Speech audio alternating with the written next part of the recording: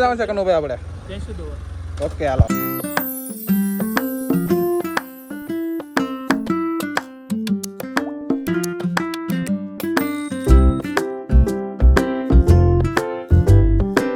તો આપણે સાંજના 5 વાગી ગયા છે અને આપણે ભેંસુ દોવા આવેલા છે શશીભાઈના ઘરે. ચાલો હું તમને બતાવું.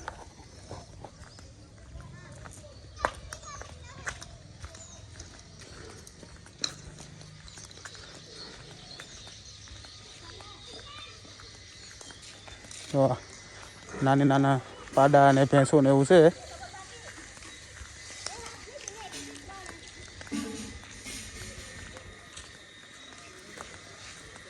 હું છે શશીભાઈ? બસ જો અત્યારે આવ્યો છું. કનુભાઈ ભેંના આસળ ધોવે છે. ધોવે છે કનુભાઈ, શરૂઆત કરી દીધી છે.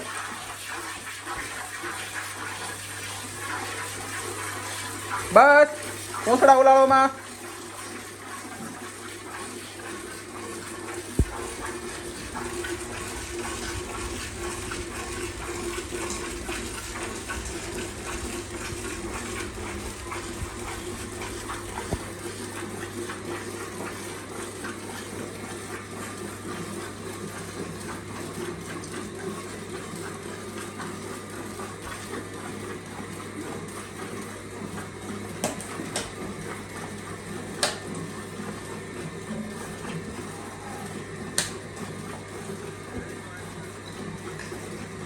ભેંનું દૂધ ખાવું સારું લાગે પણ દોવું સારું ન લાગે હો ભાઈ. બળ બહુ કરવું પડે.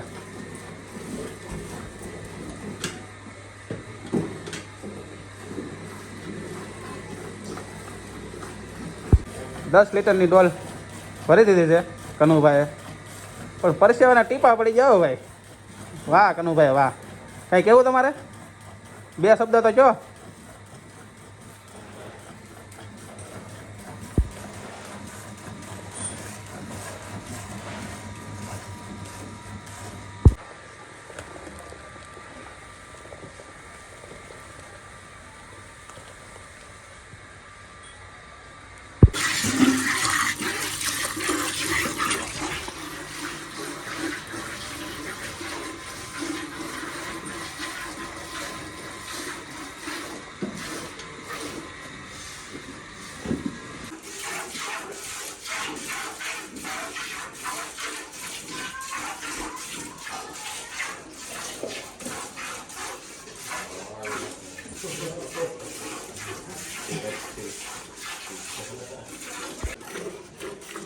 દૂધ ખાવું સારું પણ ભેજ દો સારી નહીં હો ભાઈ.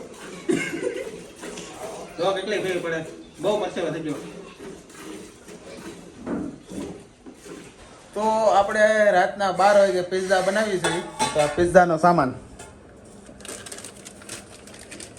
સોડા છે, ગાજર છે, ડુંગળી છે, ટમેટા છે, કોબી છે, આ પિઝાના રોટલા. આપણે ગાર્લિક બ્રેડ પણ બનાવવાની છે, એના માટે પણ બ્રેડ લાવેલા છે આપણે.